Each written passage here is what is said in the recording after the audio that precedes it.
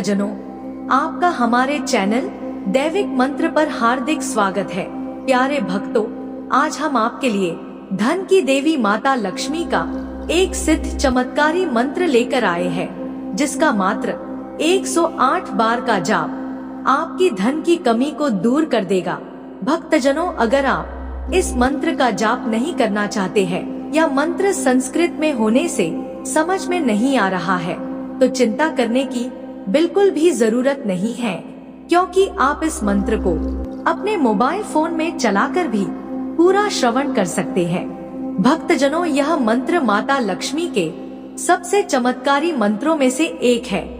आप जितना भी धन दौलत चाहते हैं, आप इस मंत्र का जाप या श्रवण करके प्राप्त कर सकते हैं। परंतु भक्तजनों, जाप या श्रवण करने से ही आपको धन की प्राप्ति नहीं होगी, अपितु इसके लिए आपको सबसे पहले भगवान विष्णु जी को भी पूर्ण श्रद्धा विश्वास से मन ही मन प्रार्थना करनी है, क्योंकि कहते हैं जहाँ भगवान विष्णु जी वास करते हैं, वहाँ माता लक्ष्मी स्वयं पहुँच जाती है।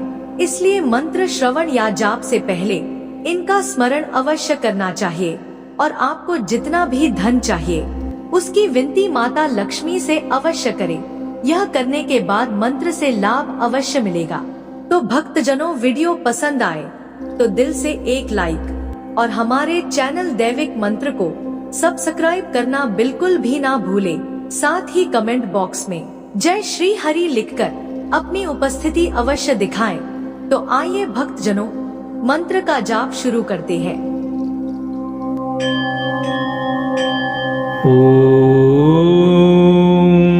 विष्णु प्रियाय नमो नमः। ॐ विष्णु प्रियाय नमो नमः। ॐ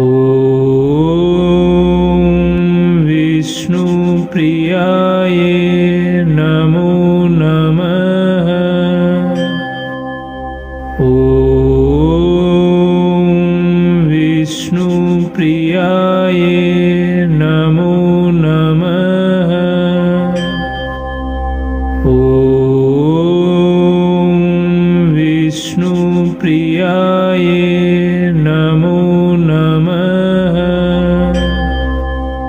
ॐ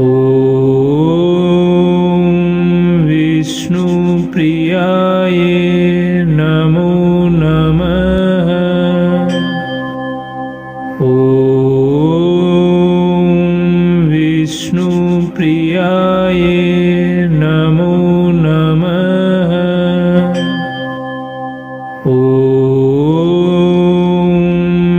विष्णु प्रियाय नमो नमः। ॐ विष्णु प्रियाय नमो नमः। ॐ विष्णु प्रियाय नमो नमः। ॐ विष्णु प्रियाय नमो नमः। ॐ विष्णु प्रियाय नमो नमः।